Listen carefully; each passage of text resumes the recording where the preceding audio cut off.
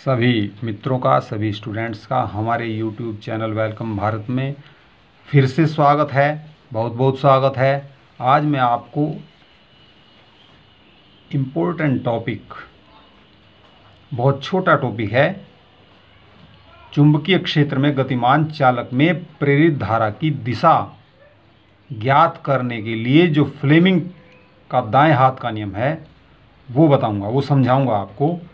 ये नियम क्या है? आपने पहले बाएं हाथ का नियम पढ़ा होगा, कुछ इसी प्रकार का ये फ्लेमिंग का दाएं हाथ का नियम है। बाएं हाथ के नियम से हम बल की दिशा ज्ञात करते हैं और दाएं हाथ के नियम से हम प्रेरित धारा की दिशा ज्ञात करते हैं।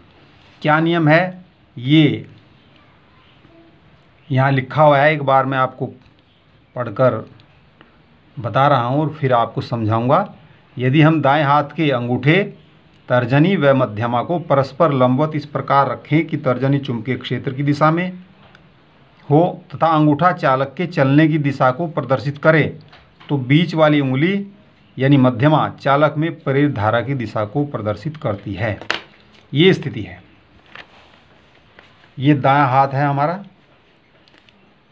और इस प्रकार से हम ये अंगूठा है, ये तर्जनी उंगली कहलाती है जो अंगूठे के पास वाली उंगली है, और जो बीच वाली उंगली है इसे हम मध्यमा कहते हैं। तो इस प्रकार से हमने इनको एक दूसरे के लंबवत फैला लिया है, यानी प्रत्येक एक दूसरे से 90 डिग्री के कोण पर है।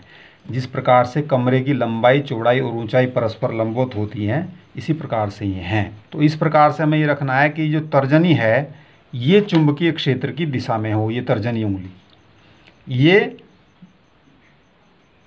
चालक की जो गति है ये उसकी दिशा में रहनी है, क्योंकि चालक में ही प्रेरित धारा उत्पन्न होगी। तो ये जिधर गति करता है चालक, ये उस दिशा में रहनी है।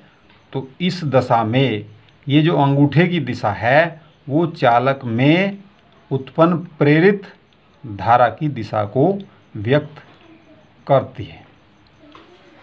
कैसे? आप यहाँ देख रहे हैं, ये चालक है यहाँ, ये चुंबकीय क्षेत्र कागज के तल के लंबवत नीचे की ओर है, क्रॉस के चिन्ह द्वारा प्रदर्शित किया गया है। चालक दाईं ओर को गतिमान है। तो अब देखना जरा, इसमें जो आई है प्रेरित धारा है वो किधर उत्पन्न होगी। ये हम दाएं हाथ का नियम लगा रहे हैं। ये आप समझ लीजिए, ये जो तर्जनी उंगली है ये चुंबकीय क्षेत्र की दिशा में है और जिधर ये चालक गति करता है उसकी दिशा में है मध्यमा, ये उंगली है।